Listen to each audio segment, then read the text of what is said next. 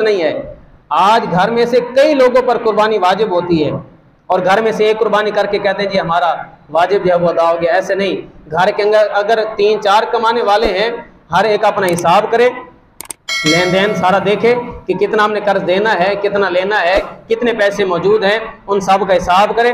अगर आजकल के हिसाब से 1,30,000 रुपये उसके पास मौजूद हैं, उस बंदे पर कुर्बानी वाजिब है। और फिर इसके साथ साथ आप देखें, आजकल हर बंदे के पास मोबाइल है। किसी ने 2-2, 3-3 मोबाइल रखे हैं, एक आम इस्तेमाल के लिए, एक जो है आजकल फैशन चल पड़ा है कि आईफोन रखना है। तो 2-2, 3-3 लाख का मोबाइल जिसने रखा हुआ है, तो क्या वो 20,000 का कुर्बानी का हिस्सा नहीं कर सकता?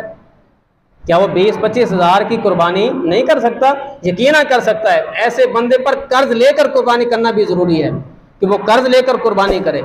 लिहाजा जिन बंदों पर कुर्बानी है वो कुर्बानी ज़रूर करें, अपना हिसाब किताब लगाएं। घर के अंदर जितने कमाने वाले हैं, बाद घर के अंदर ख़वातीन हैं, कोई नौकरी करती हैं, कोई अपना काम करती हैं, और बाद औक़ात होता है कि औरतों के पास जेवर पड़ा है, ससुराल वालों की तरफ से भी जेवर मिला और उसको मेके वाले की तरफ से भी जेवर मिला।